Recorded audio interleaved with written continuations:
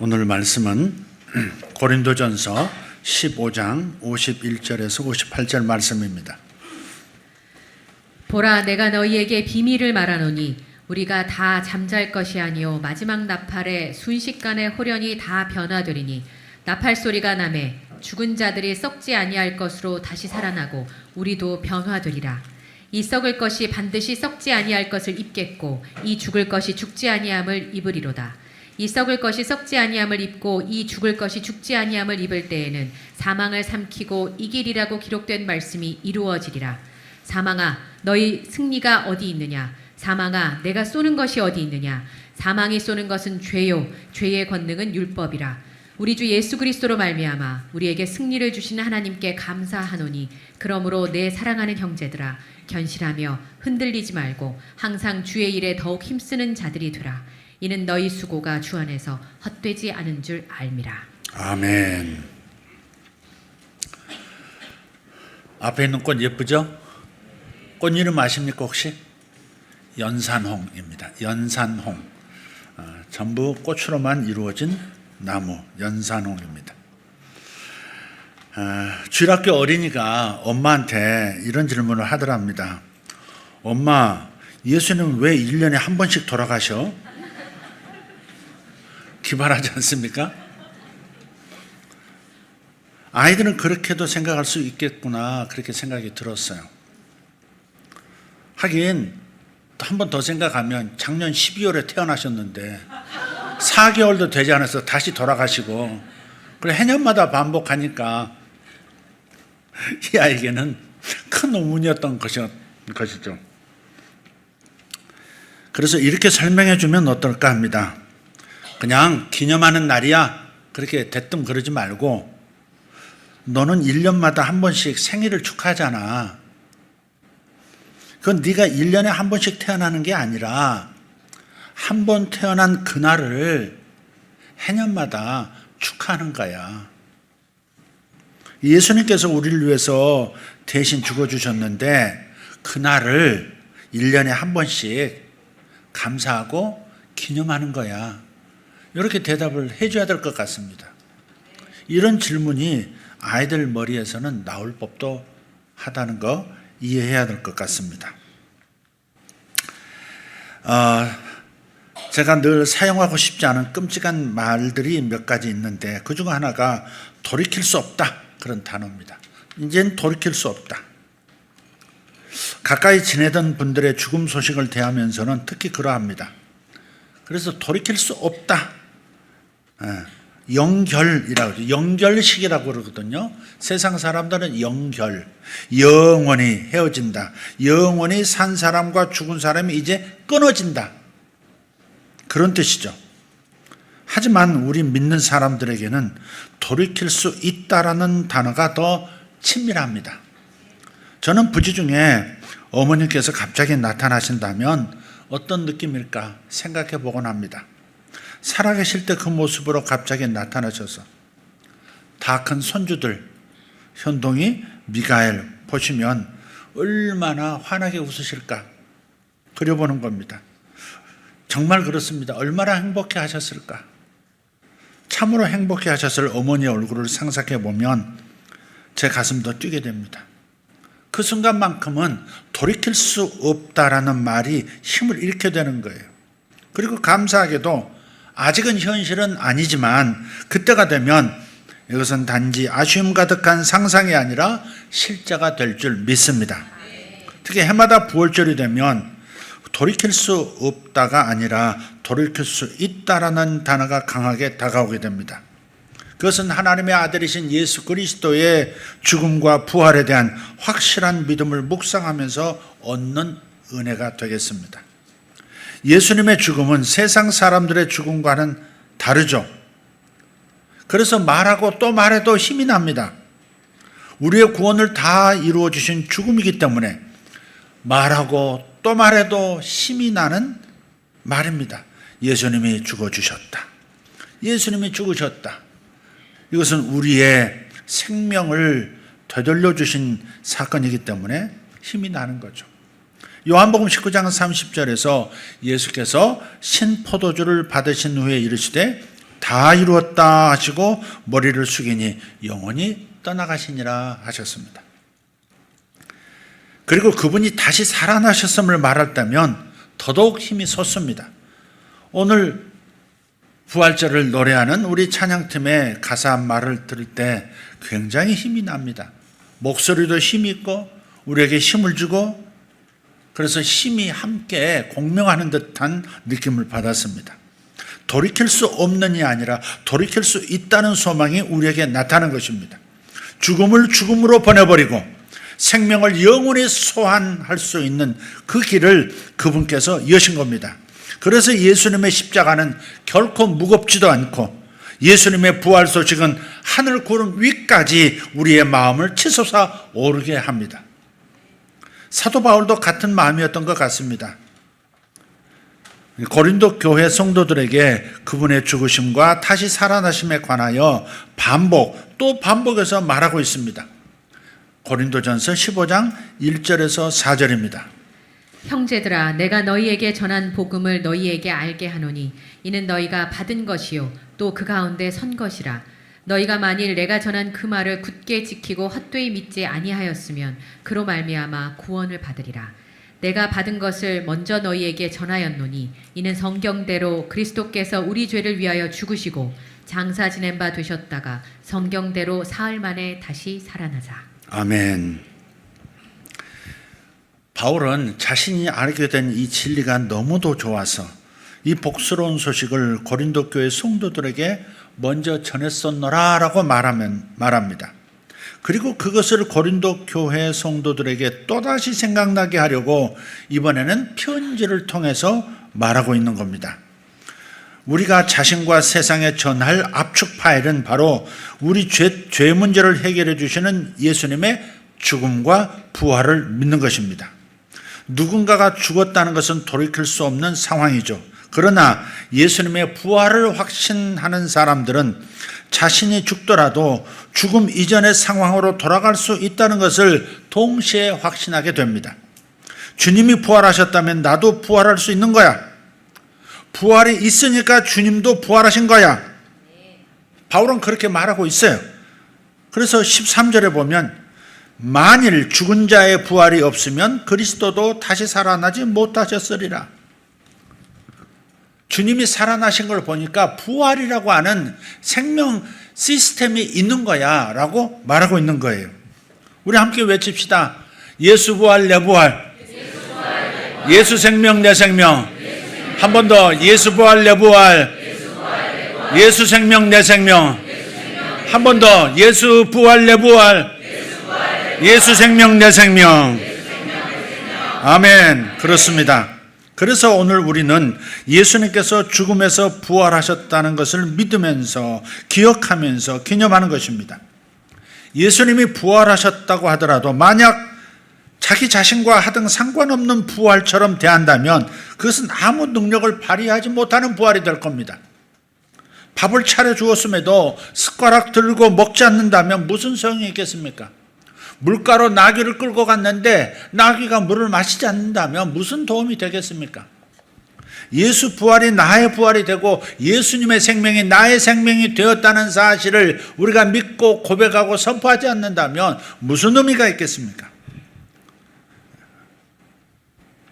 만약에 예수 부활이 내 부활 되지 않고 예수 생명이 나의 생명이 되지 않는다면, 나의 생명으로 받아들여지지 않는다면 그것은 내가 아플 때에도 힘을 주지 못하는 생명이고 내가 어려움에 처했을 때에도 전혀 힘을 쓰지 못하는 생명이 됩니다. 그래서 우리는 더더욱 예수님의 대신 죽어주심과 먼저 부활하심을 듣고 또 들어서 자세히 살펴 깨닫고 또 깨닫고 내면화하고 믿음화해야 할 줄 믿습니다. 예수 부활 내 부활, 예수 생명 내 생명. 예수 부활 내 부활, 예수 생명 내 생명. 사실 십자가와 부활에서 은혜를 받지 못한다면 기독교 어디에서도 은혜 받을 곳이 없습니다.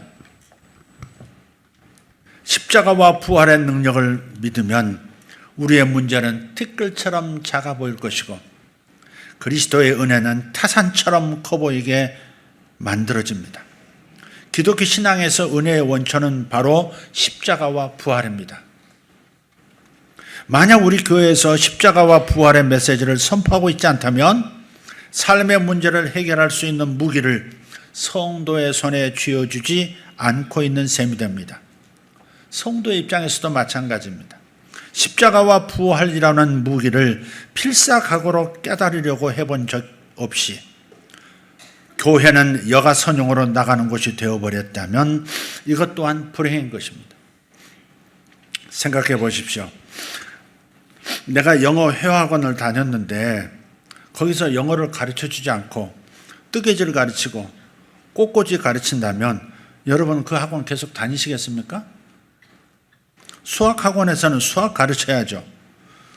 우리라면 그 시간에 수학을 안 가르치면 당장 항의하고 환불까지 요구할 겁니다. 역시 교회에서 그분의 대신 죽어주심과 다시 살아나셨음을 선포하지 않는다고 하는 것은 영어 학원에서 영어를, 수학학원에서 수학을 안 가르치는 것과 같습니다. 하나님의 교회에서는 오직 십자가와 부활에 대해 들어야 합니다. 그리고 만약 예수님의 죽어주심이 우리에게 어떤 결과를 가져다 주었는지 그것을 제대로 듣고 깨닫는다면 어떤 일이 벌어질까요? 예수의 부활하심이 어떤 결과를 우리에게 선사해 주는지 그것을 제대로 듣고 깨닫는다면 우리의 삶에 어떤 현상이 생길까요? 사도 바울은 예수님의 부활이 지금 우리의 현실에서 어떤 능력을 공급해 주는지 그것을 알려주려고 하고 있습니다. 고린도전서 15장 51절 52절을 봅시다. 보라, 내가 너희에게 비밀을 말하노니 우리가 다 잠잘 것이 아니요 마지막 나팔에 순식간에 홀연히 다 변화되리니 나팔 소리가 나매 죽은 자들이 썩지 아니할 것으로 다시 살아나고 우리도 변화되리라. 이 썩을 것이 반드시 썩지 아니할 것을 입겠고 이 죽을 것이 죽지 아니함을 입으리로다. 아멘. 이것은 장차 예수님께서 이 땅에 재림하실 때 다시 살아날 장래의 부활을 말합니다. 다시 살아나고 변화되리라. 입겠고 입으리로다. 모든 동사가 다 미래동사입니다. 미래형이에요. 그리고 이것은 비밀입니다. 세상 사람들에게는 감춰진 오직 그리스도인들에게만 알려지고 믿어지는 특별 시크릿입니다. 그래서 비밀이라고 말하는 거예요. 그리고 자 이제 바울의 논조는요. 장래의 부활에서 장차올 부활에서 점차적으로 현재의 부활로 옮겨집니다. 54절 55절 이 썩을 것이 썩지 아니함을 입고 이 죽을 것이 죽지 아니함을 입을 때에는 사망을 삼키고 이기리라고 기록된 말씀이 이루어지리라. 사망아 너의 승리가 어디 있느냐? 사망아 내가 쏘는 것이 어디 있느냐? 아멘. 사망은 인류 모두에게 절대 강자였죠. 죽음은 모두를 이겼고요. 모든 것을 다 이겨버렸습니다. 아무리 합하고 곱하고 그래서 큰 숫자가 되었다고 해도요. 괄호치고 괄호 앞에 마이너스가 붙으면 다 마이너스가 되는 겁니다. 그래서 영웅 알렉산더도 죽음이 이겼고요. 줄리어스 시저도 이겼고 진시황도 이겼고 붓다도 이겼습니다.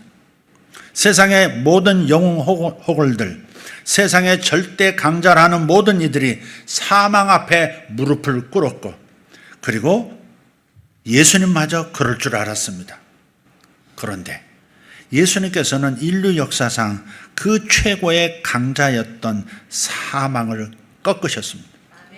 다시 살아나셨다라고 하는 것은 죽음을 죽음으로 보내버렸다. 죽음을 소멸시켜버렸다는 뜻입니다. 그래서 이제는 사망이 힘을 더 이상 쓰지 못하게 된 것입니다. 55절에 사망아 너의 승리가 어디 있느냐? 사망아 내가 쏘는 것이 어디 있느냐? 사망을 조롱하는 겁니다. 예수께서 살아나셨지 않느냐? 절대 강자로 군림해왔던 사망아, 죽음아, 너의 쏘는 독이 어디 있느냐? 너의 승리가 어디 있느냐? 너는 패배했다라고 조롱하고 있는 거예요. 꿀벌은요, 꼬리에 침을 제거당하면 더 이상 독을 주입할 수 없게 되죠. 또 반대로 누군가의 몸을 통해서 완전한 백신이 만들어지면 인류는 더 이상 전염병을 두려워할 이유가 없어지듯이 사망은 살아나 버리신 예수님에게 그리고 우리에게는 더 이상 쏘는 것, 사망의 독이 될 수 없게 되었습니다. 56절, 57절 다시 말씀합니다. 사망이 쏘는 것은 죄요 죄의 권능은 율법이라. 우리 주 예수 그리스도로 말미암아 우리에게 승리를 주시는 하나님께 감사하노니. 아멘. 승리를 주신다. 지금 현재 시제예요. 예수 그리스도로 말미암아 우리에게 승리를 주신다. 예수님께서 사망을 이기신 바로 이 시점에서부터 바울은 곧바로 현재의 부활을 언급하기 시작하는 거예요. 부활하신 우리 주님께서 우리에게 지금 승리를 주신다는 거예요. 우리가 예수님께서 재림하실 때 그때가 되어서야 비로소 승리하는 것이 아니라 예수님으로 말미암아 지금 우리의 현실에서도 사망의 세력, 죄의 세력을 이기게 되었다는 겁니다. 장래 이기는 것이 아니라 지금 현재부터 이기는 겁니다. 실제로 우리는 모든 사망 현상들을 이기는 경험을 하고 있습니다. 물리적인 영역에서도 마찬가지지만 죄인이 죄에서 멀어지기 시작합니다. 오늘 세례받은 우리 청년들, 학생들, 여기 함께 참석하고 있는 우리 젊은 영혼들 전부 죄에서 점점 멀어지고 있습니다. 부활의 능력, 부활의 생명이 역사하고 있는 거예요. 그래서 갑자기 인생에 기적이 나타나고 치유가 일어나고 초자연적 공급이 오기도 하고 다양한 표적들이 나타납니다. 사랑할 수 없는 대상을 기꺼이 이제는 용서할 수 있게 되어지고 초자연적 사랑으로 다가가게 하는 역사도 일어납니다. 그래서 찬송가에 이런 찬양도 있죠. 원수도 변하여 친구가 되도다. 기억나십니까? 원수도 변해서 친구가 되는 역사가 일어납니다. 내 마음에서 일어날 뿐 아니라 관계 속에서 실제 일어납니다. 또 더 이상 실패하지 않는 성공과 승리를 얻게도 하십니다. 이것이 지금 살아서 운행하시는 부활의 능력, 부활 생명입니다. 그리고 이 부활의 능력은 마지막 예수님의 재림 때 완벽하게 사망을 제거할 것입니다. 그러므로 부활을 미래의 어느 시점의 소망으로만 돌리는 신학적인 태도는 함정일 수 있습니다. 부활은 장차 주님 오실 때 일어나는 거야. 지금 생각할 게 안 돼. 주님 오셔야 돼. 이렇게 생각하는 태도, 함정이라 이 말입니다. 부활 생명은 이미 우리에게 주입되었고 그 효력은 이미 시작되었습니다. 아멘. 물론 그 절정, 마침표는 주님께서 재림하시는 그 순간이 분명하다는 건 인정합니다. 몸이 영원히 살아있게 되는 축복은 주님의 재림에서 이루어지는 것이 맞습니다. 저는 가끔 주님의 부활을 처음 목격했던 제자들의 얼굴을 상상해 봅니다. 주께서 부활하신 다음에 제자들과 함께 처음 잡수시던 음식을 어떤 느낌으로 대하셨을까? 그것도 상상해 봅니다. 또 재림 때 우리에게 벌어질 일들을 묵상하면 그 자체로도 큰 기쁨과 힘이 됩니다. 영원히 사는 생명을 자신의 몸과 마음에서 느낄 수 있다면 어떤 느낌일까요? 영원한 생명을 내 몸과 마음에서 느낀다면 어떤 느낌이 올 것인가? 그때는 우주를 어떤 방식으로 경험하게 될까요? 어쩌면 공기조차도 노래하듯 그렇게 다가올 수 있을 겁니다. 천사들의 세계, 영의 세계는 이 물리적인 세계와 어떤 방식으로 통합하게 될까요? 부활의 몸은 과연 어떤 몸일까요? 이런 질문을 가끔 목사로서 듣습니다. 목사님, 바다에 빠져서 물고기 밥이 된 사람의 몸은 어떻게 부활하나요? 물고기 몸이 됐을 텐데 그런 뜻이죠. 불에 태워 화장해서 재가 된 몸이 어떻게 다시 부활할 수 있겠습니까? 부활의 몸에 대해서는 다양한 성경적 상상력이 필요합니다. 예를 들어 보겠습니다. 병아리에서 어른 닭으로 넘어갈 때 털갈이를 하게 됩니다. 노란 그 예쁜 털이 다 빠지고요.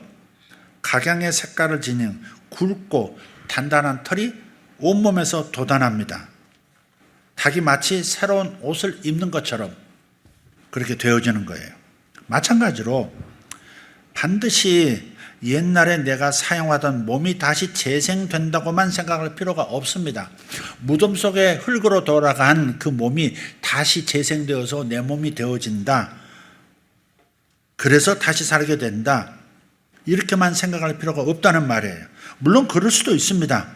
그러나 다른 상상력도 한번 발휘해 보십시오. 영원히 사는 영에게는 그 영에 걸맞는 몸이 생겨날 수도 있습니다. 마치 털이 돋아나듯이 영에서 영이 이 물리적인 세계에서 살아갈 수 있는 영의 몸이 주어질 수 있다는 거예요. 그래서 영의 몸이라는 표현이 성경에 나오는 거예요. 고린도전서 15장 44절입니다. 육의 몸으로 심고 신령한 몸으로 다시 살아나나니 육의 몸이 있은즉 또 영의 몸도 있느니라. 여러분이 바라보시는 이 몸, 저의 몸은 육의 몸입니다. 바디, 육의 몸입니다. 그러나 이 육의 몸만 있는 게 아니라 영의 몸도 장차 주어진다는 거예요.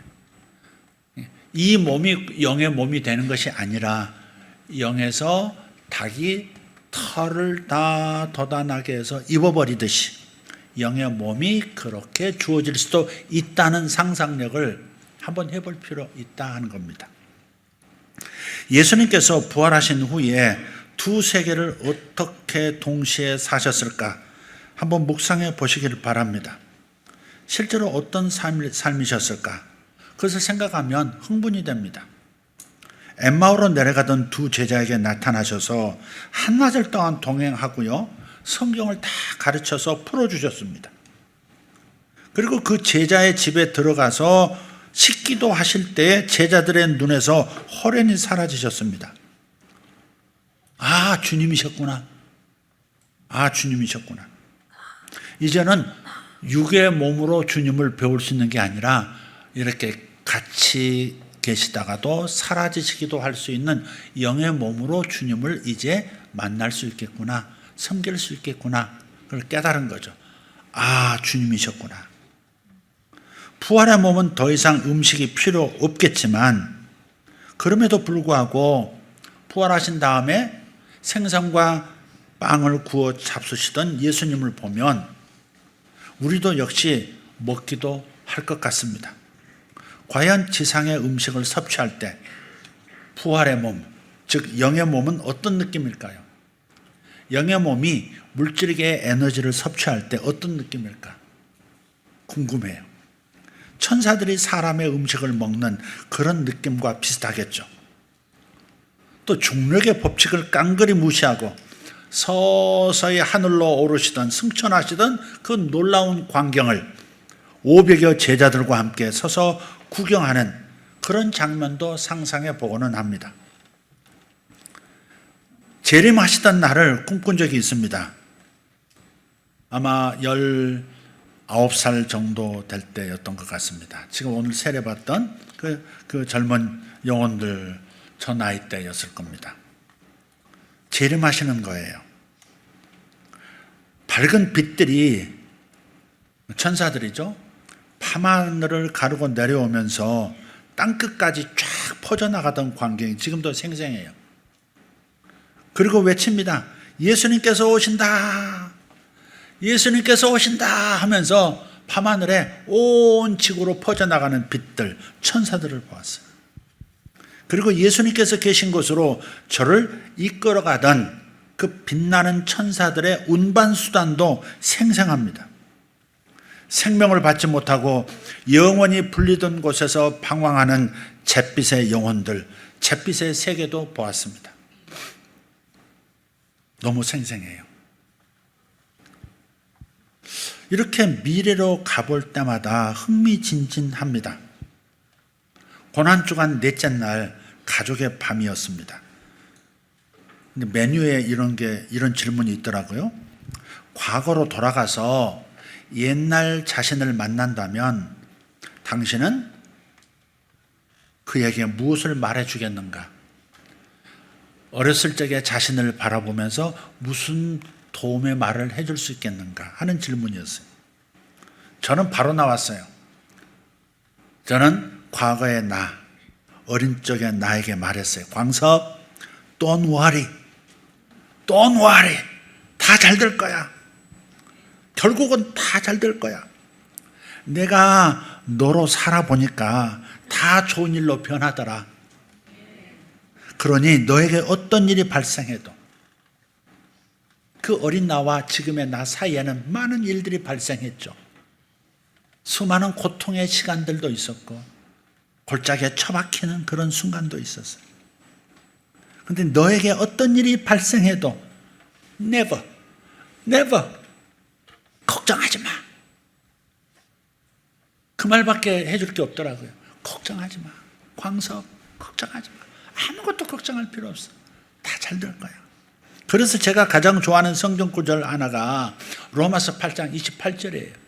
오늘 유 장로님도 인용하셨지만, 자, 우리가 알거니와 하나님을 사랑하는 자, 곧 그의 뜻대로 부르심을 입은 자들에게는 모든 것이 합력하여 선을 이루느니라. 오늘 입귀한 우리 아름다운 영혼들, 오늘 세례받은 젊은 영혼들, 연희찬, 이태양, 장선아 맞나요? 그대의 인생은 모든 것이 합력하여 선을 이루게 될 거예요. 아무래도 내가 이름을 잘못 말한 것 같아. 윤찬이. 찬이야, 스미마생. 윤찬이, 이태양. 눈부셔, 태양이. 모든 것이 합력하여 선을 이루는 축복이 이제 그대들에게 따라올 거예요. Don't worry. 아무것도 염려하지 말아요. 마음에 무거울 때 미래에 내 인생을 살아본 미래의 내가 나에게 공고하는 말을 들어보세요. 걱정하지 마. 다 잘 될 거야. 걱정하지 마. 다 잘 될 거야. 저는 이렇게 장차 이루어질 미래를 상상해 보는 것이 좋습니다. 미래 기억이라는 책이 있어요. 이케다 다카미사라가 하는 분이 저술한 책인데요. 재밌게 읽었어요. 이런 내용입니다. 상상력을 발휘해서 미래로 가서 미래에 이미 이루어진 그 상황 속에서 과거인 지금을 생각하는 기법입니다. 1년 뒤로 돌아가서 1년 전인 지금을 바라보는 거예요. 지금 사업이 어려워서 고통을 겪는 사람이 있다고 합시다. 그럼 사업이 원활하게 돌아가고 그래서 바쁘고 행복한 1년 뒤로 생각을 옮겨보라는 겁니다. 옮겨가라는 거예요. 그럼 흥분이 되죠? 그것을 엔조이 하라는 거예요. 그리고 미래 그 지점에서 다시 시간의 방향을 돌려서 1년 전의 지금을 생각해 봅니다. 1년 뒤에서 과거, 지금 현재의 시간을 반추해 보는 겁니다. 그럼 이런 생각이 떠오르죠. 그때 정말 힘들었지. 자금을 구하려고 여기저기 손을 내밀고 연락하고 퇴짜 맞고 좌절하고. 그래, 그때는 기도도 잘 안 됐지. 진짜 힘들었어. 그런데 이렇게 될 줄 알았다면 그냥 그때부터 편안하게 지낼 걸. 편안한 마음으로 기다릴 걸. 그런 거죠. 그래서 가끔 미래를 다녀오는 것도 좋다 하는 겁니다. 이렇게 미래에서 생각해보는 지금, 이것을 미래 기억이라고 합니다. 그게 도움이 됩니다. 그리고 사실 그게 믿음의 방법입니다. 마가복음 11장 24절 내가 진실로 진실로 이르노니 너희가 기도하고 구하는 것은 받은 줄로 믿으라. 그리하면 너에게 그대로 되리라. 우리 다 같이 해볼까요? 내가 진실로 진실로 이르노니 너희가 기도하고 구하는 것은 받은 줄로 믿으라. 그리하면 너에게 그대로 되리라. 받은 줄로 믿으라가 뭐예요? 이미 이루어졌다는 거죠. 미래로 내가 간 겁니다. 마찬가지로 가끔 주님의 재림이 이루어질 때를 묵상하십시오. 주님의 다시 오심이 마치 지금 내 눈앞에서 시작되고 있는 것처럼 생각하는 겁니다.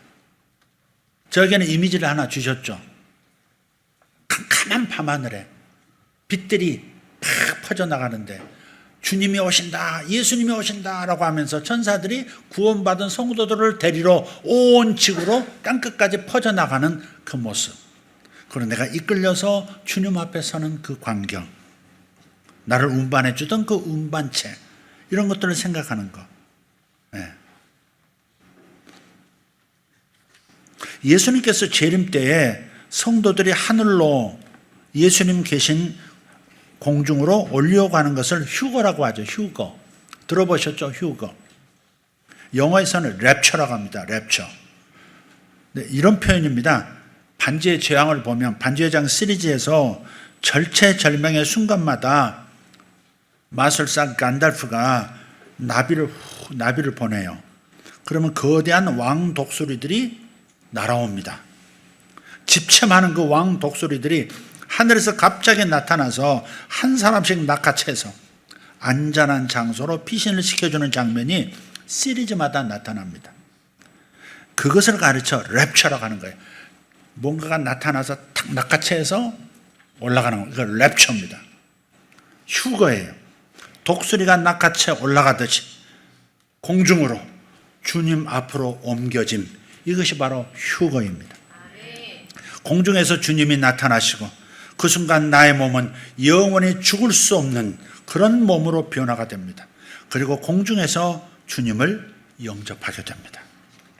영의 세계와 물리적인 세계가 동시에 다 보이는, 동시에 존재하는, 그래서 언제든 선택하여 누릴 수 있는 그 영광스러운 시기를 생각해 봅시다. 썩을 몸이 썩지 않는 몸으로 변화되는 순간, 죽어질 몸이, 병들 몸이 병들지 않고 영원히 죽지 않는 몸으로 변화되는 그 순간, 그 황홀한 느낌에 우리는 얼마나 놀랄까요? 하나님의 생명이 끊임없이 영의 몸에 주입이 되면서 그 활력이 넘치는, 생명력 넘치는 그 느낌, 우주 끝까지 다 보고 공명할 수 있는 그런 몸, 어떤 힘으로 느껴질까요? 이런 질문 하실지 모르겠습니다. 이게 목사님 지금 말씀하시는 게 성경적이고 신학적인 말입니까? 맞습니다. 성경적입니다. 건강한 신학입니다. 데살로니가 전서 4장 13절 한번 보겠습니다. 형제들아, 자는 자들에 관하여는 너희가 알지 못함을 우리가 원하지 아니하노니 이는 소망 없는 다른 이와 같이 슬퍼하지 않게 하려 함이라. 우리가 예수께서 죽으셨다가 다시 살아나심을 믿을진대 이와 같이 예수 안에서 자는 자들도 하나님이 그와 함께 데리고 오시리라. 우리가 주의 말씀으로 너희에게 이것을 말하노니 주께서 강림하실 때까지 우리가 살아남아 있는 자도 자는 자보다 결코 앞서지 못하리라.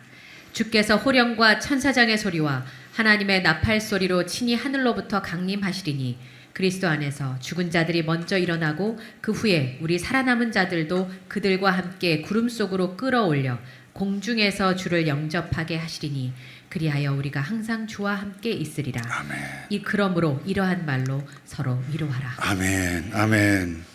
저는 성경도로 여러분에게 말씀드리고 있습니다.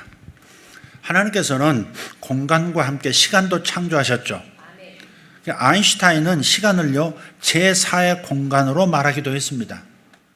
다른 차원에서 보면 시간이라는 것이 어떤 물질 같은, 어떤 공간 같은 그런 형태로 나타날 수 있다는 겁니다. 중력도 그러죠. 중력도 다른 형태로 나타날 수 있습니다. 다른 차원에서 보면 그렇습니다. 히브리서 1장 3절의 말씀처럼 하나님께서는 말씀으로 천지를 창조하셨을 뿐만 아니라 그 창조하신 창조물들을 지금도 말씀으로 붙들고 계신다 하십니다. 이는 하나님의 영광의 광채시요 그 본체의 형상이시라. 그의 능력의 말씀으로 만물을 붙드시며 죄를 정결하게 하시는 일을 하시고 높은 곳에 계신 지극히 크신 이의 우편에 앉으셨느니라. 아멘. 중력의 크기에 따라서 길이가 달라지는 시간 현상도 하나님께서 말씀으로 붙들고 계십니다. 그래서 하나님의 말씀은 미래 시간이든 현재 시간이든 상관없이 능력을 발휘하는 거예요. 주님의 재림과 함께 부활을 그려보십시오. 그것은 우리의 마음과 육체에 큰 은혜를 가져다 줍니다. 주님의 부활을 그려보세요. 이상하게 힘이 납니다. 이상하게 생각이 바뀝니다. 지금 잠시 살아계시는 주님을 묵상하면, 그래서 마음이 힘을 얻게 되면 죽음의 힘들이 소멸되기 시작해요. 낙담이 소멸되고요. 불평과 원망과 분노가 힘을 잃고요. 염려와 근심, 두려움과 불안증이 녹아내립니다. 무력감, 답답함이 온데간도 없이 사라지고 음란함과 음험함, 중독들이 놀라서 도망칠 것입니다. 마음속 교만에 산 열등감의 골짜기가 평평해질 것입니다. 가난의식이 벗겨지고 대신 부여의식이 그 자리를 차지합니다. 미련함이 어딘가 사라지고 총명함이 거품처럼 일어납니다. 크고 작은 질병이 몸에서 철수하기 시작하고 귀신들이 한 길로 왔다가 7길로 도주합니다. 고린도 교회는요, 능력도 많고 은사도 많은 교회였습니다. 근데 문제도 많았어요.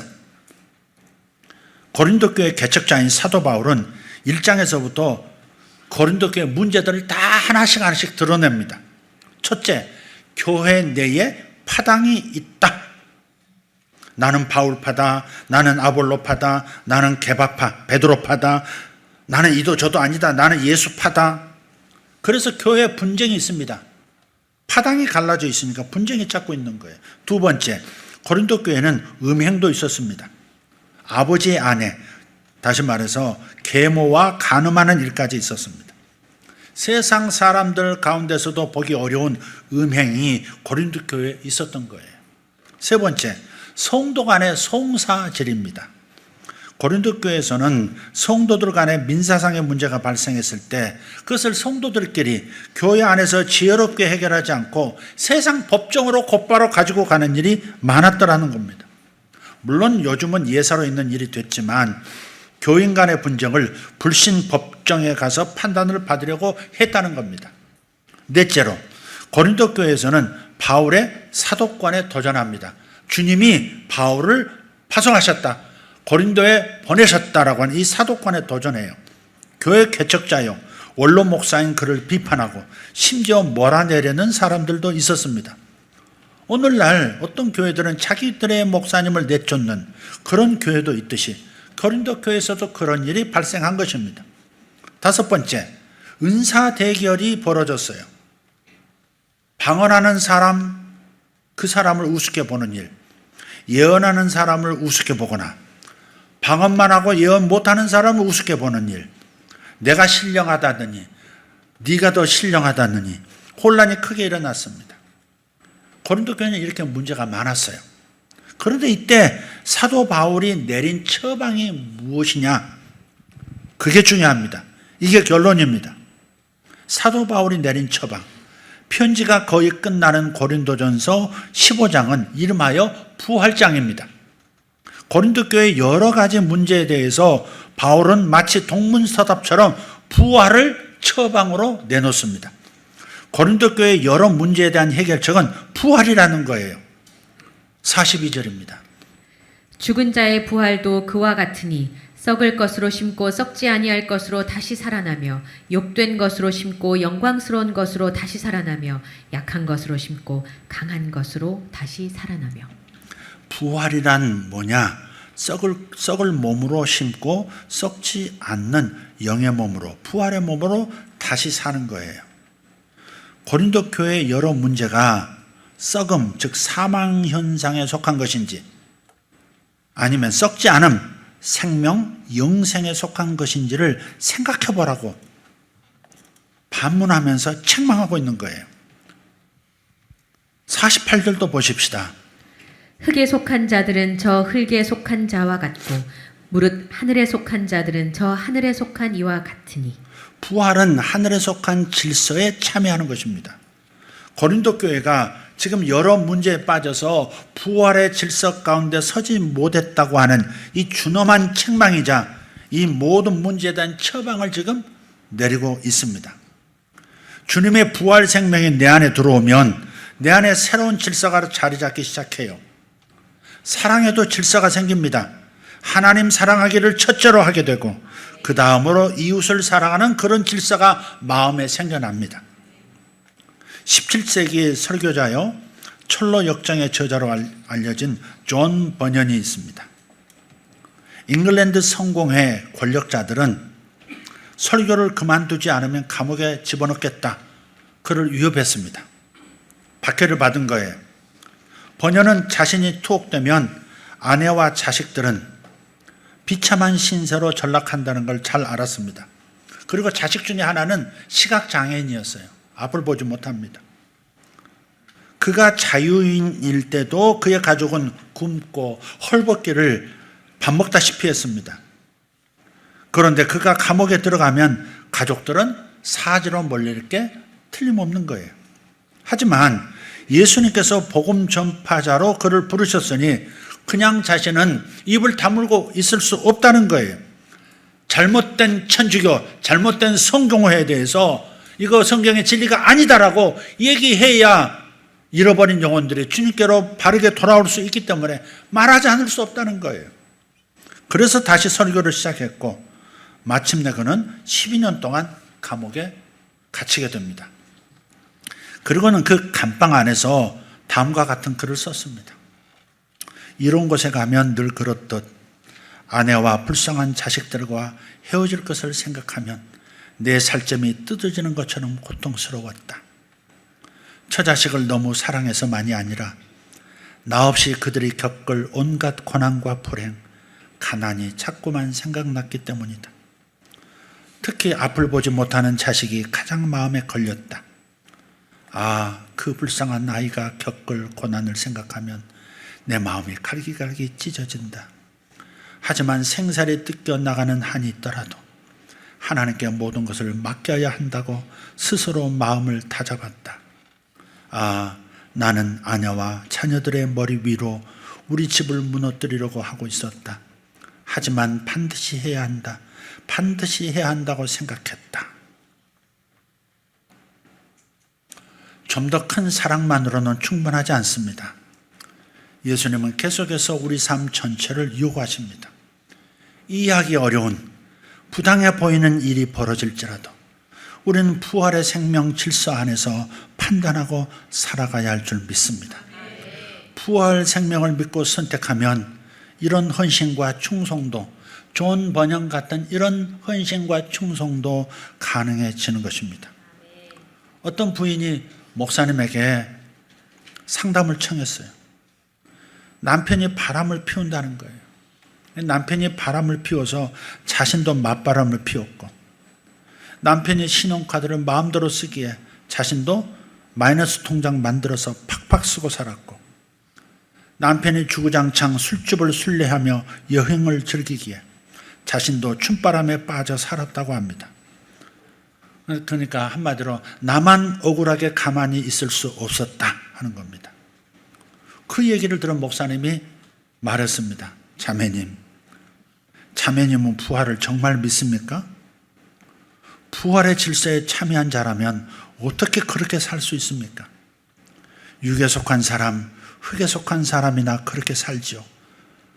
우리는 하늘에 속한 사람입니다. 이 목사님이 올바로 상담해 준 것일까요? 아닙니까? 자매가 이해를 했든 못했든 부활은 분명 답이 됩니다. 마지막으로 고린도전서 15장 58절을 확인합시다. 그러므로 내 사랑하는 형제들아 견실하며 흔들리지 말고 항상 주의 일에 더욱 힘쓰는 자들이 되라. 이는 너희 수고가 주 안에서 헛되지 않은 줄 알미라. 아멘. 밥을 늦게 먹으면 후들거리는 현상이 생기죠. 그 뭐라고 말해요? 당 떨어졌다.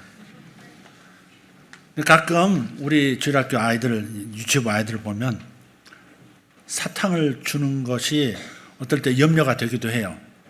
어떤 설탕 성분이 들어가면 갑자기 이 눈빛이 달라지는 아이들이 있거든요. 그래가지고 격투장으로 변합니다. 이야! 이솜이 또 도윤이 사탕 물고 이 성분 들어가면 갑자기 확 달라집니다. 에너지가 넘치는 비타민 B군이 확 쏟아 부어지는 것 같은 현상을 보이죠. 미래만이 아니라 현재에 승리하는 사람, 부활을 믿는 사람에게도 어떤 증상이 나타나요. 그것은 간이 배 밖으로 나오는 증상, 전신이 간으로 이루어진 것 같은 증상입니다. 어떤 문제 앞에서도 견고하고 흔들리지 않는 증상입니다. 왜냐하면 우리의 시력이 달라져도 문제는 티끌처럼 달라져서 문제는 티끌처럼 작게 보이고 하나님은 태산처럼 크게 보이기 때문입니다. 다윗이 그랬습니다. 골리앗이 한없이 작아 보이고 하나님은 한없이 커 보이는 겁니다. 부활신앙이 없는 사람은 그 반대죠. 하나님은 한없이 작게 보이고 멀리 계시고 관심 없어 하시는 것 같고 삶의 골리앗은 끝없이 커 보이는 겁니다. 이처럼 현재 부활의 능력에 사로잡혀서 현재에서 승리하는 사람은 문제 앞에서도 견고하고 흔들리지 않을 뿐만 아니라 주님의 일에 더욱 힘쓰는 사람이 되는 것을 믿습니다. 여러분의 거듭난 영 안에 이미 부어진 부활의 능력, 그 능력을 의식하며 사시기를 축복합니다. 예수 능력 내 능력, 예수 승리 내 승리, 다시 예수 능력 내 능력, 예수 승리 내 승리. 부활은 장차 완성이 되겠지만 이 땅에서 지금부터도 부활의 생명을 부분적으로 이렇게 누리면서 사는 것입니다. 또 지금 경험하지 못하면서 어찌 장차를 보장할 수 있겠습니까? 그러니 부활의 힘이 여러분 안에 이미 있음을 믿으시고 그래서 날마다 누리게 되시기를 축복합니다. 부활의 힘이 이제부터 여러분에게 그리고 이 나라에 이 세상에 힘있게 드러날 줄 믿습니다. 레벨업 2025 삶에 나타난 사망 현상들로부터 우리를 구속해 주시는 놀라운 역사를 보게 될 줄 믿습니다. 기도하겠습니다. 살아계신 하나님 감사합니다. 부활하신 주님께서 그저 하늘에 계시는 것이 아니라 우리 안으로 이주해 오셔서 우리의 생명이 되어주시고 우리에게 능력이 되어주시고 우리에게 지혜가 되어주시고 우리에게 믿음이 되어주시고 우리에게 모든 것을 행할 수 있는 권능이 되어주고 계심을 감사합니다. 아버지 무력하게 살지 않겠습니다. 능력이신 주님이 내 안에 계시고 부활하신 주님이 내 안에 계시니 어찌 세상에 눌려 살 수 있으리요? 어찌 죽음 현상에 눌려 살 수 있으리요? 어찌하여 무력함에 사로잡혀 살 수 있으리요? 우리는 부활의 능력을 가졌습니다. 부활의 생명이 우리의 생명이 되었습니다. 지금부터 누리며 살게 하여 주시옵소서. 예수 이름으로 죽음 현상은 떠나가고 부활의 능력 현상이 나타나게 될지어다. 예수님 이름으로 기도하옵나이다. 아멘.